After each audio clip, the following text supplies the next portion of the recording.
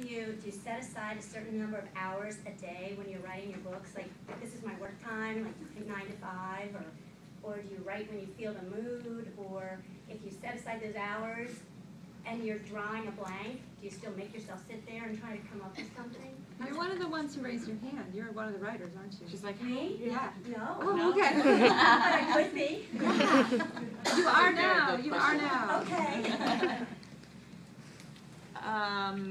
When I was writing this book, at the time, I was a stay-at-home mom, and my husband was working at Starbucks very strange hours, and they would change every single week.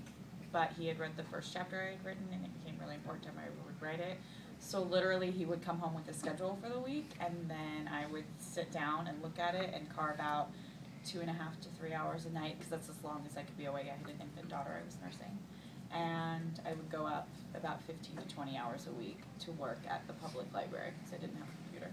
But now I work in the afternoon. I find for myself 1 to 5. I usually work, and the rest is all emailing.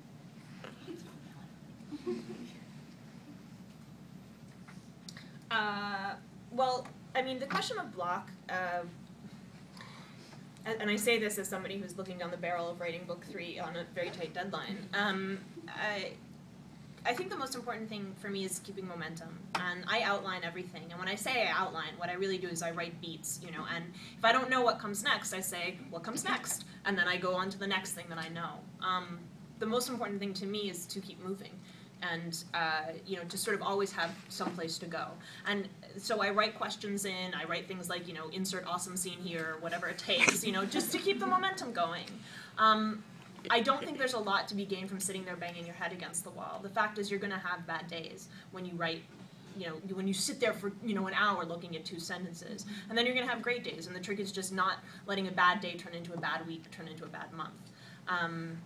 So, I mean, I tend to have, like, long periods of productivity where I work pretty much. I used to be a makeup and special effects artist, and I would, before that I was a copywriter, okay? And when I was a copywriter, I would come home and I'd be like, I don't feel like writing. I feel like watching So You Think You Can Dance and going to sleep. When I was a makeup artist, I would be on my feet for 10 or 12 hours, but while I was doing that, it was like that muscle, the writing muscle, which is located here, Outside of your body. yes, got a chance to rest. And as I would be, you know, making up some model who was talking about, you know, the cleanse she was on, or her boyfriend's problems, or whatever, I would be thinking of these ideas, and despite how exhausted I was, I would come home and I would start to work. You don't know what's going to work for you, and I think you just have to be sort of respectful of your own process and not worry about what everybody else is doing. Everybody works differently. Yeah, I pretty much write all day. I just write all day. And I stop when my husband comes home for dinner and we eat, and I write until it's about 11, and then I do the dishes because he cooks, so I have to clean up. And then I go to bed. And I try to stop on weekends to spend time with my family. And I try to stop for vacations with my family. And I stop for coming out on a book tour, because they said you should really come on out and meet these fun other writers, so that's fun. But I'm pretty much always writing. It's what I want to do. Like, if you have a son or a daughter who wants to play computer games all the time, and it's like all that person wants to do, all I want to be doing is writing. So I just write all the time.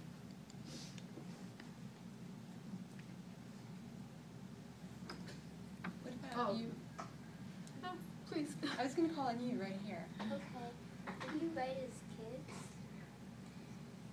Yes, Yeah. I think we probably all did. Yeah. But we, I can't speak for the rest of you, but I'm not sure I would want what I wrote to see the light of day. But yeah, I wrote a lot of things, and I very much wanted to be a writer for as long as I could remember.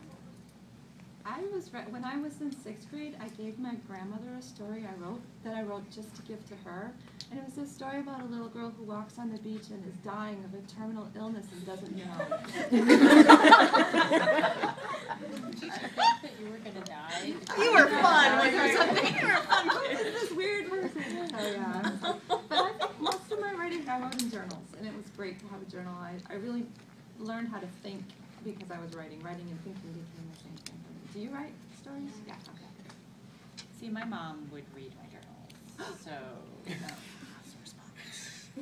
There's a lot of that psychological mom stuff. No, I'm joking. No, you're not.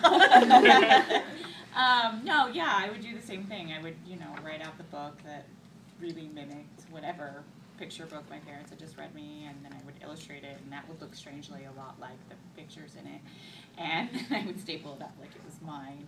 But my first real, I'm branching out experience was in 6th grade also, and I got in trouble because I was writing a book about all the kids in my class, and I was taking requests. So they would be like, I'm dating Charlie, and I'm wearing a pink sweater, and it goes over my shoulder like this, and we're kissing. And so I'm writing this, and it's a very sordid, Peyton Place kind of 6th grade college future. And the 6th grade teacher did not approve, and he took it away and explained to me why I was not allowed to basically, ghostwrite my class's future. So that was sad. I think that was an opportunity for a teacher to push me to write something better. Book? Can we make requests? Yes! we will write a Fear Streets Fear book, Streets and you can tell me what you're wearing and who you're kissing. And if you eat the Mentos off the floor. If you would eat the Mentos off the floor. I would. Yes. She would too. Yeah, I always wrote when I was a kid. I was an only child, so I talked to myself constantly and made up stories constantly. And then I just started writing them down, and most of them were probably not. I actually found a fantasy novel I started writing when I was, I think, around 12, and it's about a teenage assassin named Blood. Awesome. The weird thing is her brother's name is Jared. And I'm like, how did you draw the short straw? Like, you name your kid Blood? It's like naming, I don't know. I was about to say it's like naming your kid blah, and then they end up a stripper, but then I was like, what if there's a person with that name in this room? So I'm going to stop now.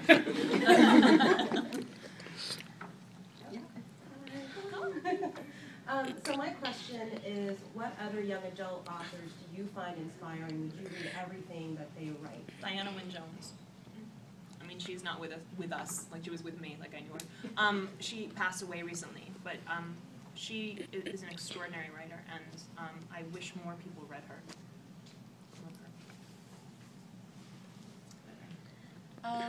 I love Neil Gaiman. I would read anything that he writes, especially because I feel like he is a true storyteller. He's somebody who really taps into myth and mythology, and I love that.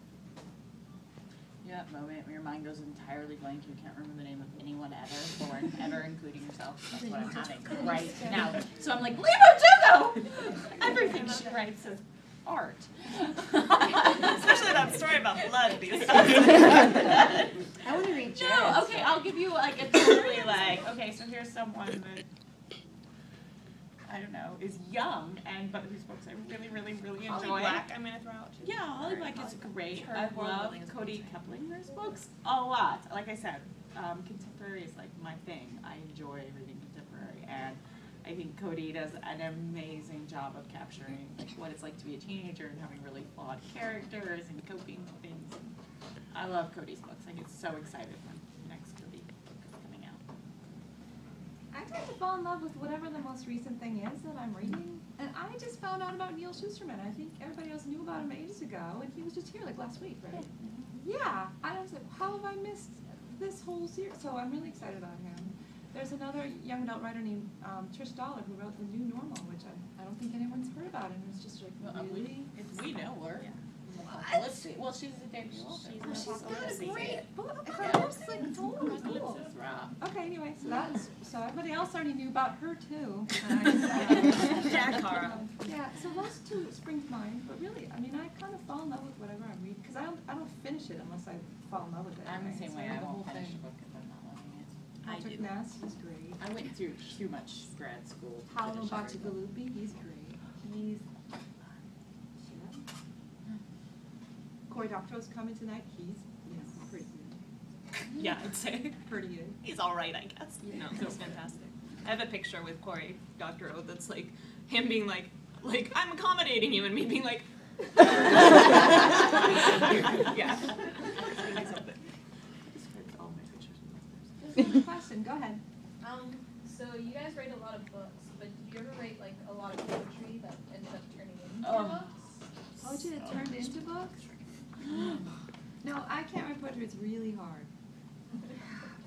Somewhere in 9th grade, I let this girl who rode my bus have the journal with the poetry just to see, and I never got it back, and I'm just so hoping that she lost it. It never surfaced because I am sure it's just so angsty. I mean, and then I wrote some in college, actually. It was my preferred, when I took some creative writing classes, I preferred to write poetry. I really like to play with images, and I thought stories are hard, so I would write poetry instead. Don't write poetry, I'm sorry. I wrote a ton of poetry when I was younger. I mean, I can't speak to whether it was good or bad. It was probably bad. But, and I had this prof. He was the worst dressed man I've ever seen. He used to wear, like, mustard-colored shirts with emerald green ties. But he was brilliant, and I remember him giving this lecture. He was a philosophy professor, and he said, I don't read poetry to talk about it at cocktail parties. I read it because it's the last place that heightened language still exists. And I think that's really true.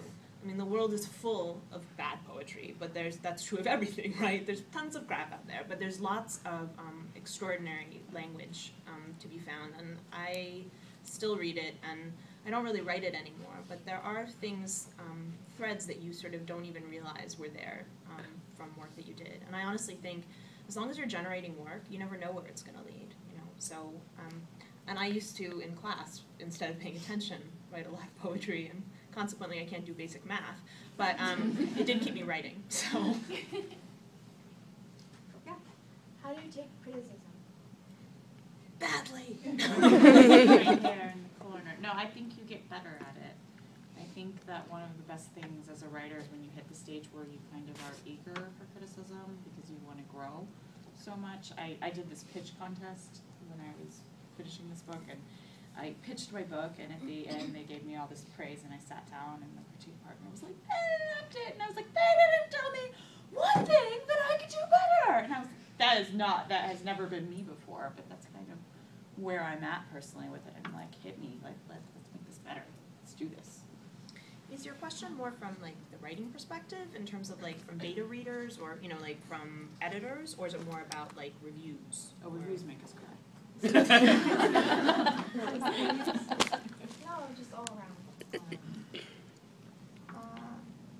I think with readers, I really trust my readers. I really trust my beta readers, and I adore my editor. So I don't have a problem hearing that kind of criticism from them. I have incredibly thin skin, so I try to avoid reading reviews, because even if it's a good review, I will focus on the one negative thing in the review.